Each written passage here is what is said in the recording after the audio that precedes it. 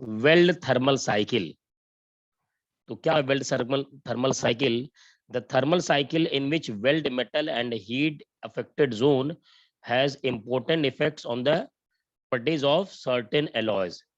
तो बेसिकली जो हम जो वेल्डिंग करते हैं दो मेटल पार्ट्स को ज्वाइन करने के लिए, और आर के थ्रू जब हम उसको हीट करते हैं, तो बेसिकली हम जो इलेक्ट्रोड होता है उसको मूव करते हैं आइदर राइट टू लेफ्ट और लेफ्ट टू राइट।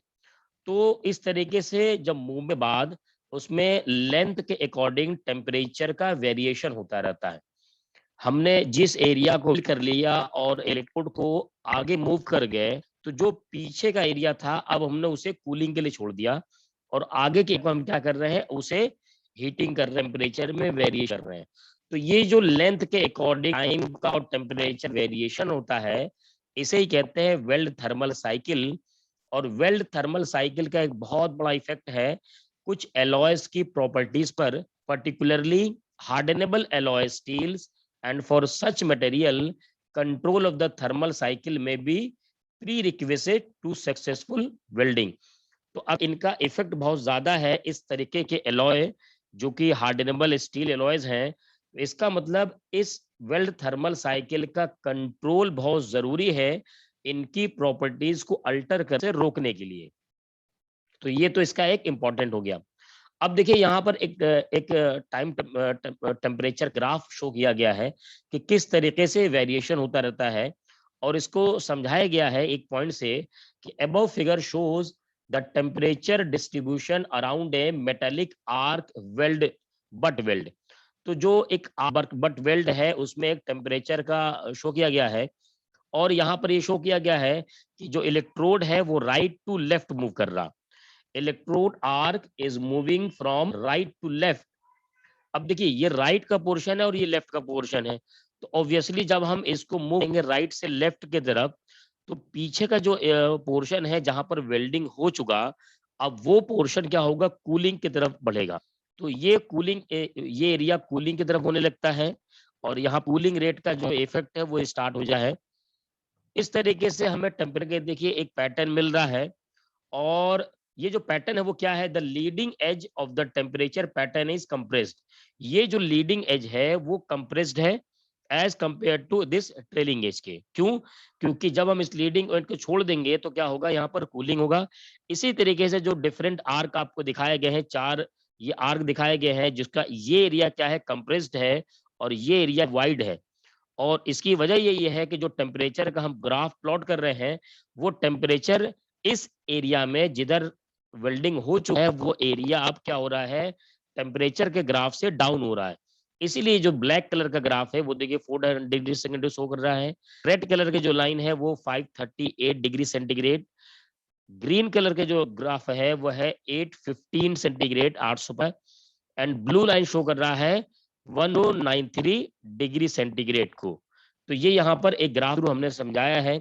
एक और ग्राफ इसके बाद है जिसमें इसमें इलेक्ट्रोड के जो मोमेंट की स्पीड है वो भी ले रहे हैं, और जो एनर्जी इनपुट है उसका भी एक ग्राफ अभी हम लोग शो करेंगे। तो इसको आप लोग जल्दी से कर लीजिए। सो विद थर्मल साइकिल के लिए जो सेकंड ग्राफ है वो हमारे सामने है, और सेकंड ग्राफ क्या शो करता है वो देखिए कि above figure shows the effect of energy input on the temperature distribution at the surface of a 13 millimeter steel plate। तो एक 13 मिलीमीटर का स्टील का प्लेट गया है, उस पर वेल्डिंग किया गया है, और उस पर शोज किया गया है कि किस तरीके से अगर एनर्जी इनपुट पर मिलीमीटर की बात की जाए, अगर हम उसको वेरी करते हैं तो उसका इफ क्या पड़ता है, टेम्परेचर डिस्ट्रीब्यूशन का। तो यहाँ पर वाई एक्सिस पर है distance from weld set line millimetre में, एक्स एक्सिस पर है एनर्जी इनपुट, एक्स एक्सिस पर है distance behind arc centre line millimetre में। अब यहाँ पर देखिए शो किया गया है कि डिफरेंट ग्राफ शो किए गए हैं और अलग अलग टेम्परेचर किया गया है।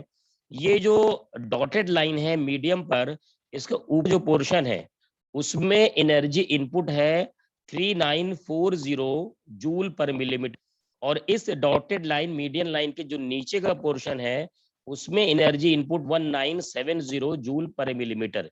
अब देखिए इसमें इफेक्ट क्या हो रहा है कि जो आइसोथर्म है, ये आइसोथर्म का ग्राफ है, isotherms in the upper portion shows the temperature distribution for a weld made at 1.3 millimeter per second।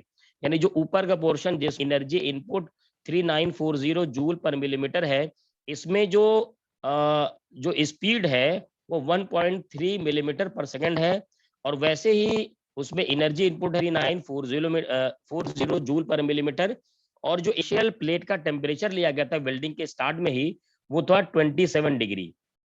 ऐसे ही इस डॉटेड लाइन के जो नीचे का पोर्शन है वो क्या शो कर रहा है कि इसमें टेम्परेचर का ग्राफ शो कर रहा है। इसमें जो एनर्जी इनपुट था वो एनर्जी इनपुट लिया गया है 1970 जूल पर मिलीमीटर, और इसमें जो इलेक्ट्रोड की स्पीड है उस स्पीड को रखा गया है 2.5 मिलीमीटर सेकेंड। तो इस तरीके से यहाँ पर टेम्परेचर का हमें ग्राफ शो होता है। अब देखिए रिजल्ट आउटपुट क्या है समझते हैं। रिजल्ट आउटपुट दो हमारे पास है। फर्स्ट है the width of the heat affected zone reduces as the energy input decreases. तो अगर हम एनर्जी का इनपुट डिक्रीज करेंगे तो जो हीट अफेक्टेड जोन का जो विड्थ है वो भी क्या होता है, रिड्यूस हो जाता है। इसका मतलब जो बेस मेटल पर हीट का जो इफेक्ट था वो हमारे पास अब हमें मिलेगा, और अब उसकी जो प्रॉपर्टीज हीट की वजह से जो अर हो जा रही थी, चेंज हो जा रही थी, अब वो बहुत ज्यादा चेंज नहीं होगा। दूसरा जो रिजल्ट इससे मिला हमें वो है एज द स्पीड इंक्रीजेज। तो हम इसमें इलेक्ट्रोड की स्पीड को इंक्रीज कर रहे हैं। जैसे एक स्पीड लिया गया है 1.3 मिलीमीटर पर सेकेंड और दूसरे में स्पीड लिया गया है 2.5 मिलीमीटर पर सेकेंड। तो ये दो अलग अलग स्पीड है। इस जो डॉटेड लाइन मिड लाइन है इसको ऊपर का ग्राफ शो कर रहा है 1.3 मिलीमीटर पर सेकेंड का, और नीचे का ग्राफ शो कर रहा है 2.5 मिलीमीटर पर सेकेंड का। तो जब इसमें स्पीड का वेरिएशन दिखाया गया है, स्पीड इंक्रीज कर रहे हैं, as the speed increases the ellipses crowd closer increasing the arc heat spreads the ellipses out. तो इसका मतलब जब हम एनर्जी का इनपुट कर रहे हैं, तो देखिए ये जो मान लीजिए एग्जांपल ले लेते हैं किसी भी ग्राफ का, मान लीजिए ब्लू लाइन का ग्राफ है, तो ये जो एलिप्टिक जो ग्राफ शो कर रहा है इसमें 815 डिग्री शो कर रहा है ऊपर का, लेकिन स्पीड इंक्रीज आ गया तो वो देखिए वो वाइड ना होकर के पहले से ही क्लोज तरफ चल गया। ऐसे ही इस रेड देख लें 1370 डिग्री सेंटीग्रेड वाले का, तो ऊपर का जो लाइन है वो ऊपर दूर तक वाइड है, और नीचे लाइन क्या है पहले ही क्लोजिंग आउट हो जा रही है इसमें। इस तरीके से यहाँ पर शो किया गया है। इस ग्राफ में दो पॉइंट लिए गए हैं। एक पॉइंट है एनर्जी इनपुट का, कि एक बार एनर्जी इनपुट ज्यादा रखा गया ऊपर वाले ग्राफ में और नीचे वाले ग्राफ में एनर्जी इनपुट कम रखा गया। फिर उसके बाद जो इलेक्ट्रोड की स्पीड हो गया है, ऊपर वाले ग्राफ में इलेक्ट्रोड की स्पीड लिया गया 1.3 मिलीमीटर पर सेकेंड और नीचे वाले ग्राफ में लिया गया है 2.5 मिलीमीटर पर सेकेंड। तो ये होगा इफेक्ट हो गया हमारा वेल्ड थर्मल साइकिल का इफेक्ट ऑन वेल्ड।